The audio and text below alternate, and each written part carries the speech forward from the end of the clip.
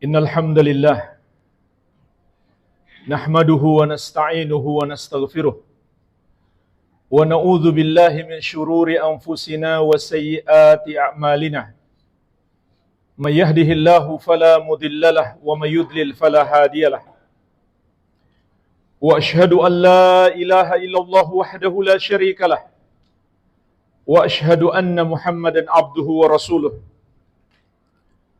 Sallallahu alaihi wa ala alihi wa sahabatihi ajma'in wa man tabi'ahum bi ihsanin ila yaumiddin.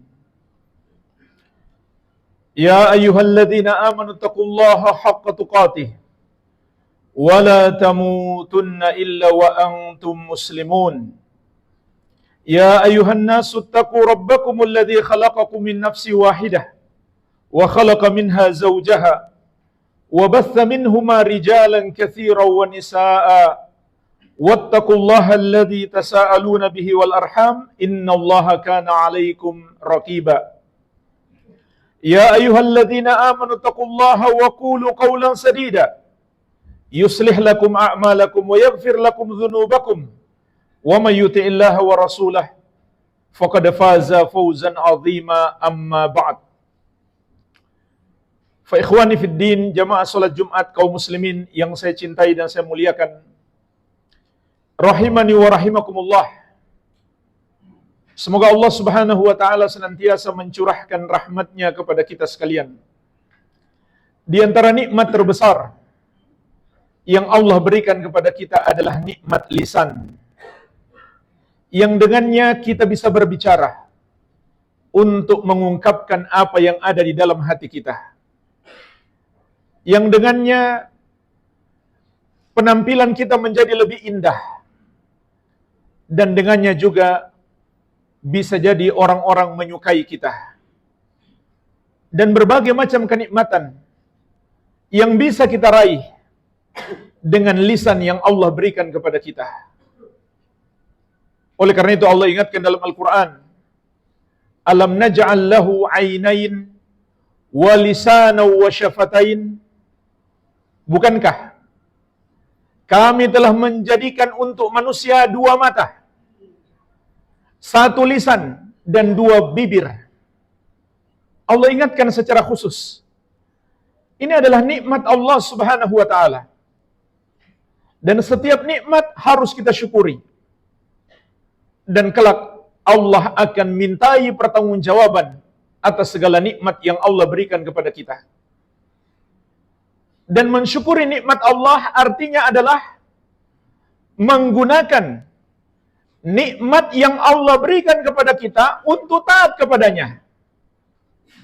Oleh karena itu dengan lisan kita bisa mendapatkan berbagai macam kebaikan, pahala yang melimpah, seperti dengan berzikir kepada Allah, mengucapkan kata-kata yang baik, berbicara yang santun kepada saudara kita, itu sudah termasuk ibadah.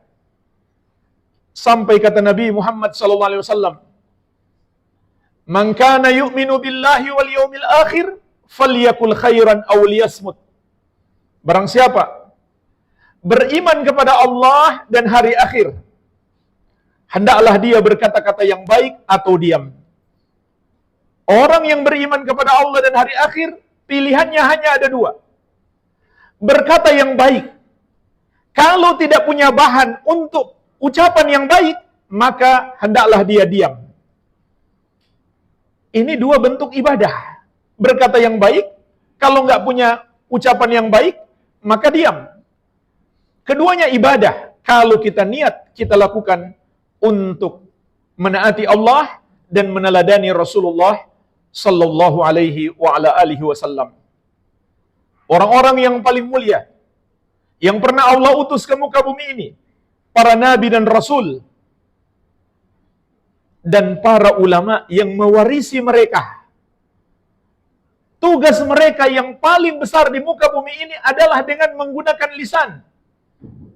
Sebagaimana firman Allah, "Wa man ahsanu qawlan mimman da'a ilallahi." Dan siapakah yang lebih baik ucapannya daripada orang yang mengajak kepada Allah, yaitu mengajak manusia beriman kepada Allah, memerintahkan untuk melakukan yang ma'ruf dan melarang perbuatan dosa. Inilah yang keluar dari lisan orang-orang yang paling mulia, para nabi dan rasul dan para ulama pewaris mereka, dan setiap muslim yang berusaha meneladani mereka. Jadi jemaah sekalian, betapa banyaknya kebaikan, betapa banyaknya ibadah yang bisa kita lakukan dengan lisan kita. Sebaliknya, betapa banyak pula dosa yang mungkin dilakukan oleh seseorang dengan lisannya.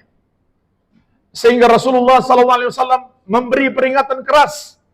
Innal abda la yatakallamu bil kalimah ma yatabayyanu fiha yazillu biha finnar ab'ada mimma bainal masyriqi wal maghrib.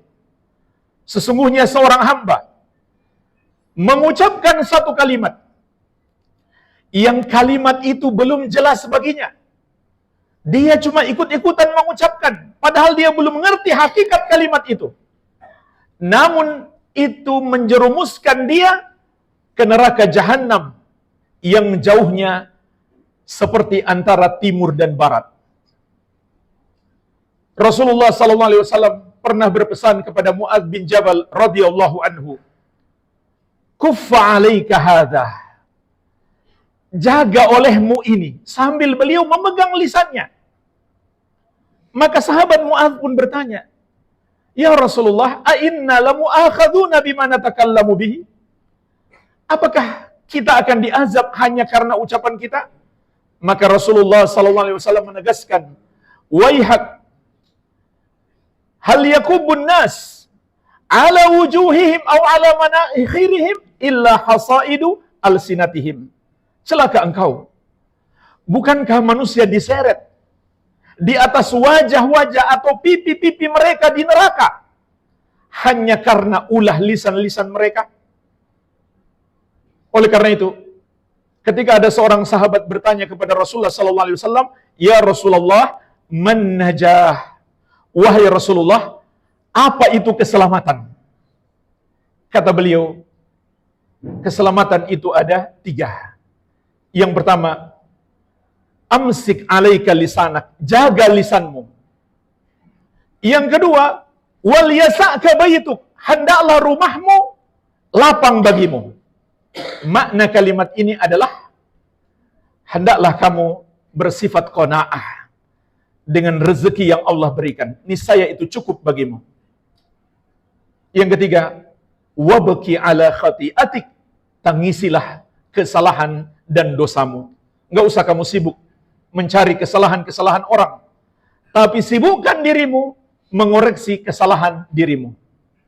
Maka dari 3 bentuk keselamatan yang diwasiatkan Nabi SAW kepada seorang sahabat beliau, yang pertama beliau katakan, amsik alaika lisanak, jaga lisanmu, niscaya kamu akan selamat. Seorang sahabat yang lain datang kepada Nabi SAW dan berkata, "Ya Rasulullah, alimni wa aujiz." Wahai Rasulullah, ajarkan aku ilmu agama, tapi tolong diringkas saja. Maka Rasulullah SAW juga memberikan kepadanya 3 ilmu yang sangat penting. Ilmu yang pertama, idza kumta fi salatika fasalli salata muwaddi. Kalau kamu hendak salat, maka hadirkan dalam dirimu, bisa jadi ini adalah salatku yang terakhir. Dan ini jemaah sekalian, cara yang sangat baik agar kita bisa khusyuk dalam salat. Karena itu bukan sesuatu yang mustahil. Itu sesuatu yang sangat mungkin terjadi. Bisa jadi salat Jumat kita ini ada di antara kita salat Jumatnya yang terakhir. Kalau begitu, hendaklah dia melakukan salat yang terbaik. Dia berusaha untuk khusyuk. Ketika dia mendengarkan khutbah Jumat, dia dengarkan dengan baik, dia tidak tidur. Dia serius mendengarkan, karena bisa jadi ini adalah khutbah Jumat yang dia dengarkan yang terakhir. Dan bisa jadi jemaah sekalian, yang terakhir itulah yang menyebabkan dosa kita diampuni oleh Allah Subhanahu wa taala. Maka seriuslah dalam beribadah kepada Allah. Jangan setengah hati, jangan seperti orang main-main, jangan seperti orang memandang remeh dengan ibadah kepada Allah. Kemudian nasihat atau ilmu yang kedua, kata Nabi sallallahu alaihi wasallam, "Wala takallam bikalamin ta'tadhiru minhu." Dan janganlah kamu mengucapkan satu kata yang membuat kamu harus minta maaf, yang membuat kamu harus klarifikasi. Jadi jamaah sekalian, dipikir dulu sebelum mengeluarkan satu kata atau satu kalimat. Dan ilmu yang ketiga, kata Nabi sallallahu alaihi wasallam, "Wa ajmi'il ya'sa amma fi aidin nas." Dan himpunkan dalam dirimu keputusasaan terhadap harta milik orang lain. Artinya, kalau kamu butuh harta, mintalah kepada Allah, berharaplah kepada Allah. Jangan berharap kepada manusia. Dan ketika kamu berharap dan bergantung hati hanya kepada Allah, maka pasti Allah akan menolongmu. Sebagaimana juga janji Allah, "Wa may yatawakkal 'alallahi fahuwa hasbuh." Barang siapa bertawakal, bergantung hatinya hanya kepada Allah, cukuplah Allah sebagai penolongnya. Artinya pasti Allah akan memberikan pertolongan kepadanya. Sebaliknya, orang yang hatinya bergantung kepada manusia, atau bergantung kepada pekerjaannya, kepada keahliannya, kepada profesinya, maka Rasulullah sallallahu alaihi wasallam mengingatkan, "Man ta'allaqa syai'an wukila ilaih." Barang siapa bergantung kepada sesuatu selain Allah, akan dibiarkan kepadanya, Allah tidak akan menolongnya.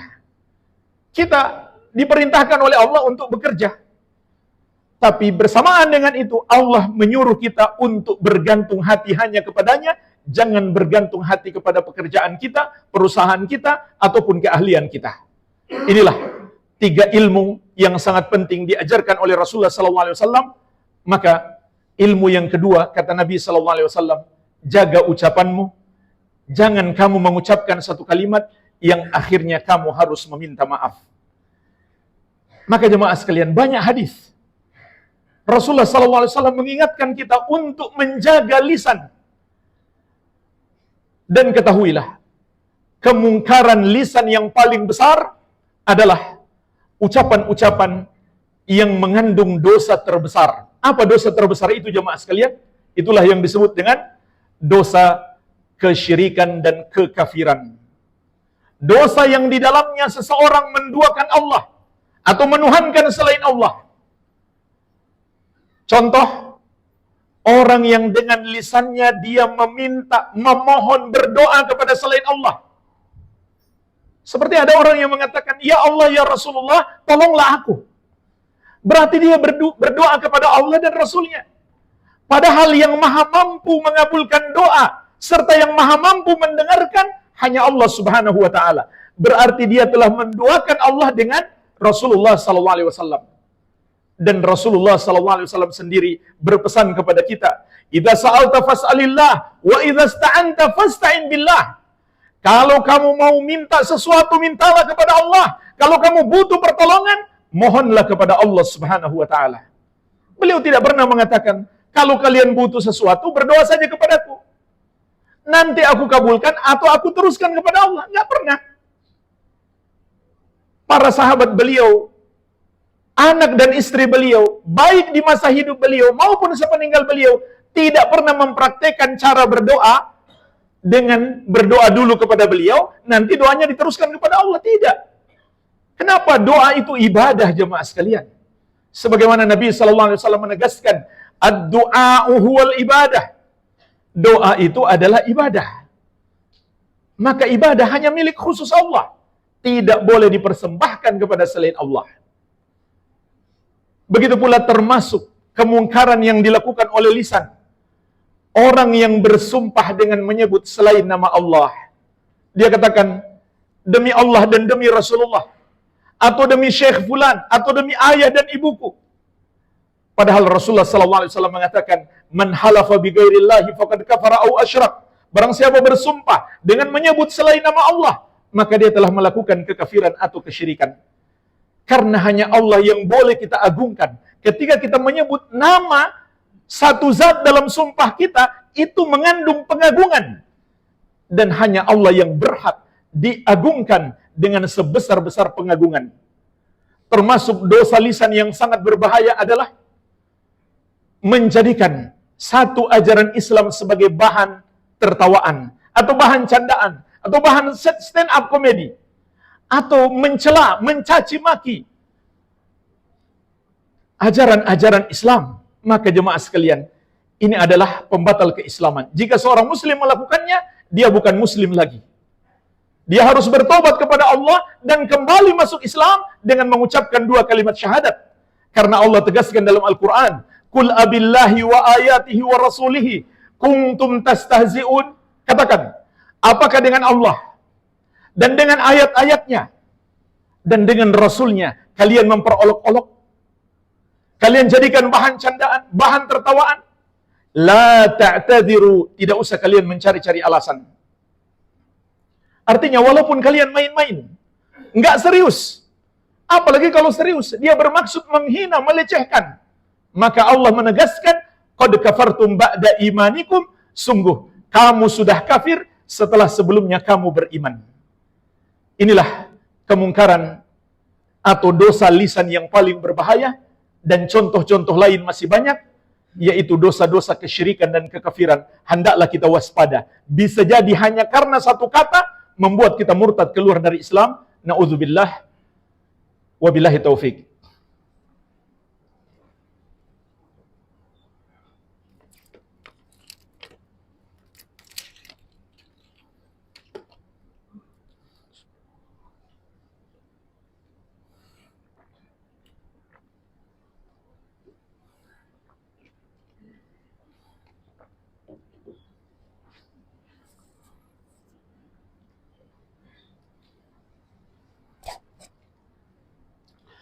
Alhamdulillah, wassalatu wassalamu ala rasulillah, wa ala alihi wa sahbihi wa man walah, wa la hawla wa la quwata illa billahi, amma ba'd.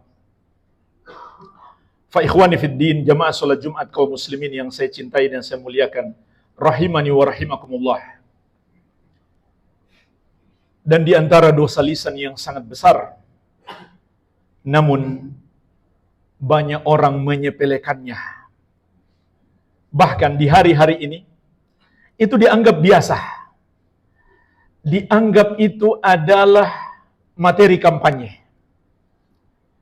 Yaitu, menjelek-jelekan saudaranya sesama muslim. Membongkar aib-aibnya. Bahkan berani berdusta. Menuduh saudaranya melakukan satu keburukan, padahal tidak dia lakukan. Jamaah sekalian, ini dosa yang sangat besar. Tapi hari ini dianggap biasa. Dianggap itu materi kampanye. Media-media menganggap itu adalah jualan mereka. Para pengguna medsos menganggap itu adalah cara untuk memenangkan capres yang mereka dukung. Subhanallah.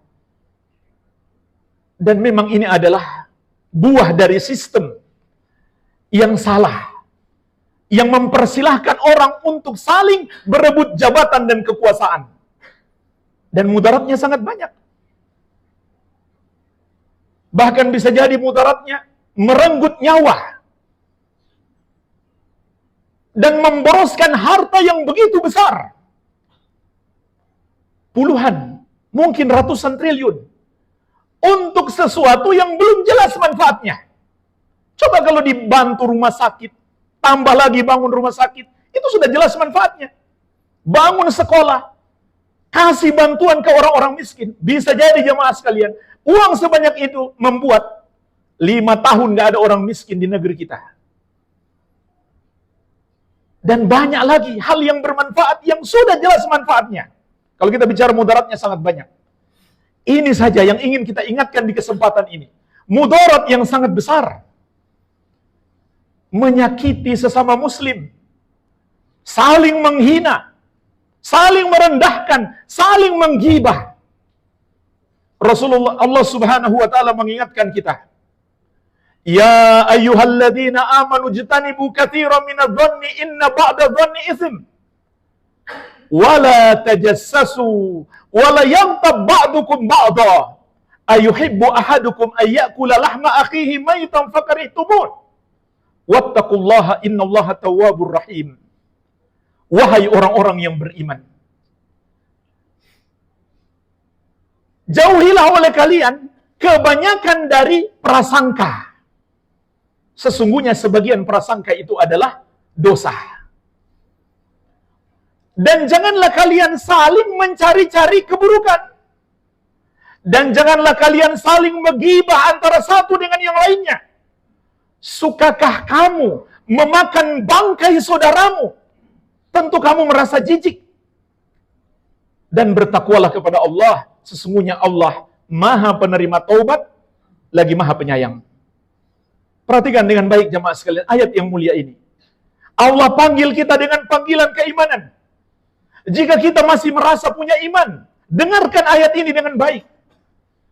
3 Allah ingatkan dalam ayat ini yang tidak boleh kita lakukan kepada saudara kita. Yang pertama, prasangka buruk. Lalu kemudian kita munculkan berbagai macam opini jelek dari prasangka buruk. Ini dosa yang lain. Kita prasangka buruk saja sudah dosa. Kalau kita munculkan berbagai opini buruk, framing jelek untuk saudara kita, itu dosa yang lain. Yang kedua kata Allah, wala tajassasu. Jangan kamu saling mencari-cari aib. Dikorek, dicari jejak digitalnya. Sampai aib-aib di dalam rumahnya dikorek-korek, dicari untuk disebarkan. Dalam hadis Rasulullah SAW mengingatkan, la tu'dzul muslimin wa la tu'ayyiruhum wa la tattabi'u auratihim. Jangan kamu menyakiti kaum muslimin. Jangan kamu menjelek-jelekan mereka. Jangan pula kamu mencari-cari aib mereka untuk kamu sebarluaskan. Faman tatabba'a aurata akhihil muslim tatabba'allahu auratahu wa man tatabba'allahu auratahu yafdahu walau kana fi jawfi rahlih. Barang siapa suka mencari-cari aib sesama muslim, maka Allah akan membalas dia. Allah akan bongkar aibnya. Apabila Allah sendiri yang mencari aib seseorang, maka Allah akan singkap aibnya, meskipun itu adalah aib yang dia lakukan di dalam rumahnya yang paling tersembunyi. Hati-hati jemaah sekalian. Kalau kita suka membongkar aib kita, atau aib saudara-saudara kita, terutama di medsos, sekali kita klik tersebar ke seluruh dunia. Satu orang yang membaca aib itu, kita ikut menanggung dosanya. Gimana kalau menjadi berita yang viral, dibaca oleh 1 juta orang, maka kita akan ikut menanggung dosa 1 juta orang. Kalau mereka sebarkan, dosa terus tersebar, kita sudah mati, medsos kita masih ada, atau berita itu sudah tersebar, bisa jadi jemaah sekalian dosa mengalir kepada kita sampai hari kiamat. Ini jangan main-main. Ini dosa yang sangat berbahaya. Yang ketiga kata Allah, jangan kalian saling menggibah. Gibah itu seperti kata Allah, kita memakan bangkai saudara kita. Bangkai kambing saja kita nggak mau makan. Kambing itu kalau disembelih halal dimakan, enak. Tapi kalau dia nggak sembelih, mati begitu saja, bangkai haram dimakan. Kita pun nggak mau makan. Bagaimana lagi dengan bangkai manusia? Dan bangkai itu adalah saudara kita. Kita tentu merasa jijik. Itulah perumpamaan orang yang menggibah saudaranya sesama muslim. Dia seperti memakan bangkainya.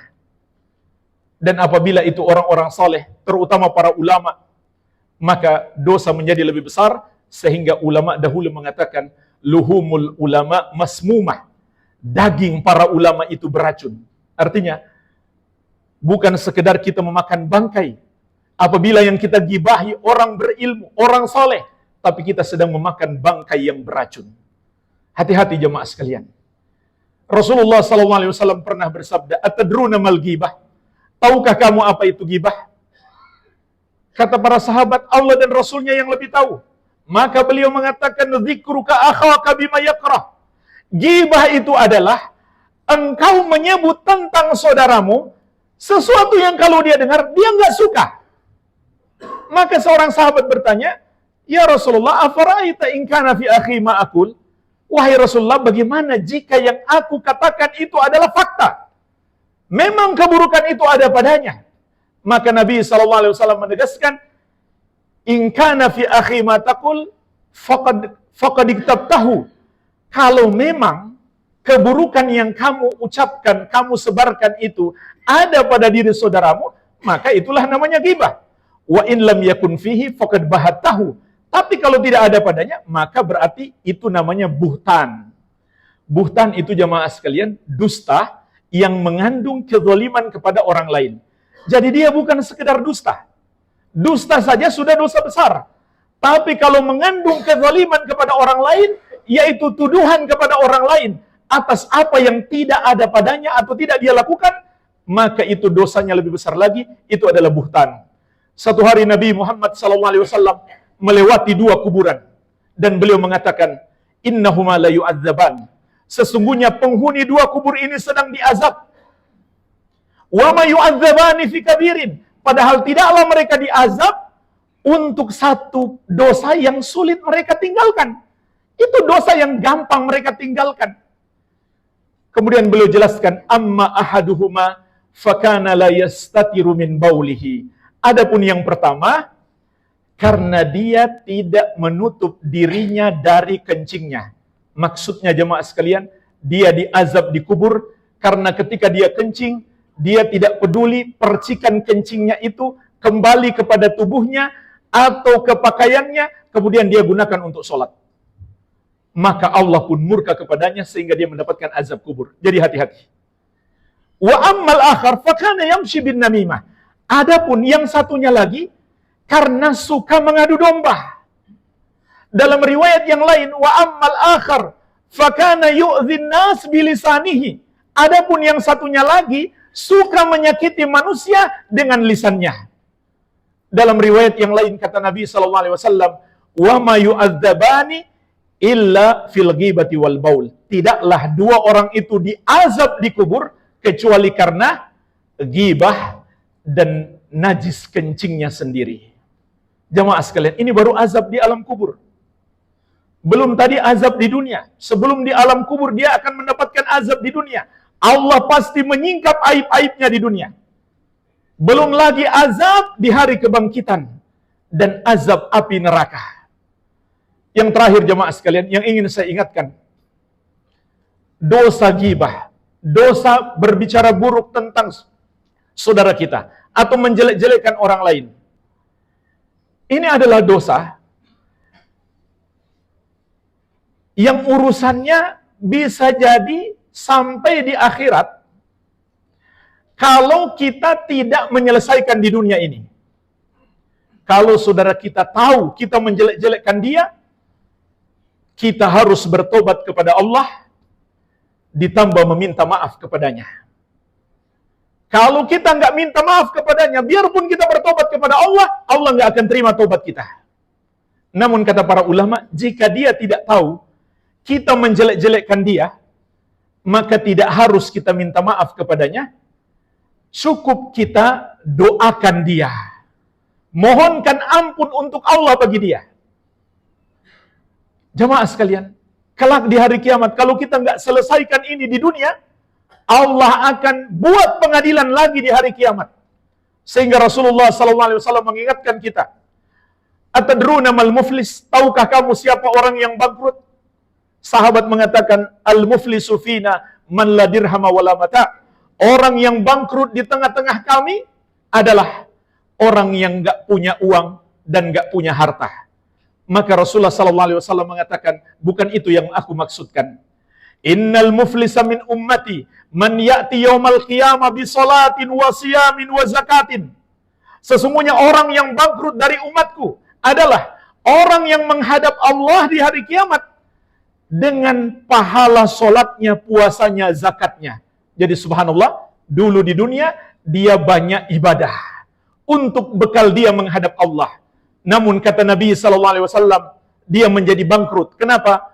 Wa ya'ti qad syatama hadza wa kadzafa hadza wa akala mala hadza wa safaka dama hadza wa daraba hadza. Dia pun datang menghadap Allah dalam keadaan dulu di dunia dia pernah mencaci si fulan, pernah menuduh si fulan dengan tuduhan dusta, pernah memakan harta si fulan dengan cara yang batil. Contoh, berhutang tapi sengaja tidak mau bayar. Maka ini akan diselesaikan kelak di hari kiamat. Hati-hati. Dia pernah menumpahkan darah si fulan, dia pernah memukul si fulan. Fayu'ta hadza min hasanatihi wa hadza min hasanatihi. Maka orang-orang yang pernah dia zalimi ini, Allah ambil pahala sholatnya, zakatnya, puasanya, dan pahalanya yang lain dibagikan kepada mereka. Fa in faniyat hasanatuhu qabla ayyuqdama alaihi ukhidha min khatayahum faturihat alaihi summa turiha finnar. Kalau misalkan sholatnya, puasanya, zakatnya ternyata nggak cukup untuk membalas kezalimannya kepada orang lain ketika di dunia, maka dibalik dosa-dosa mereka diambil oleh Allah, kemudian ditimpakan kepadanya, lalu dia dilempar ke neraka. Hati-hati jamaah sekalian. Mungkin kita di dunia ini tidak pernah korupsi, tapi kita sudah melampaui batas kepada seorang koruptor. Koruptor itu pantas kita benci, pantas dia dihukum, tapi jangan melampaui batas. Kita terus menggibahi dia, padahal dia sendiri sudah taubat. Tiba-tiba kita di akhirat tercatat punya dosa korupsi, padahal kita nggak pernah korupsi. Kenapa? Karena kita menzalimi seorang koruptor. Hati-hati. Kalau nggak cukup kebaikan kita untuk membayar dosa-dosa kita kepada orang, maka dosa mereka yang ditimpakan kepada kita. Jadi, jaga lisan kita, berbicaralah yang baik, dan yang paling penting menghadapi pemilihan presiden adalah berdoa kepada Allah Subhanahu wa taala dan bertobat dari dosa-dosa kita. Karena bisa jadi pemimpin yang buruk adalah hukuman Allah atas dosa-dosa kita. Ini yang paling penting sesungguhnya jemaah sekalian. Bertobat kepada Allah atas semua dosa-dosa kita dan bersungguh-sungguh berdoa kepada Allah agar Allah menganugerahkan kepada kita pemimpin yang terbaik untuk dunia dan akhirat kita. Semoga Allah Subhanahu wa taala senantiasa mencurahkan rahmatnya dan hidayahnya kepada kita. Allahumma salli ala Muhammad wa ala ali Muhammad kama sallaita ala Ibrahim wa ala ali Ibrahim innaka Hamidum Majid. Allahumma ighfir lil muslimina wal muslimat wal mu'minina wal mu'minat al ahya'i minhum wal amwat innaka sami'un qaribun mujibu da'awat. Allahumma ansur ikhwanana al muslimina fi Filistin. Allahumma ansur ikhwanana al mujahidina fi Filistin. Allahumma dammir a'da'akal yahud wan nasara adh-dhalimina fi Filistin. Allahumma dammir a'da'akal yahud wan nasara adh-dhalimina fi Filistin. Allahumma ansur ikhwanana al muslimina al mujahidina fi Filistin. Rabbana atina fid dunya hasanah wa fil akhirati hasanah wa qina adzabannar. Wa sallallahu ala nabiyyina Muhammadin wa alihi wa sallam. Walhamdulillahi rabbil alamin.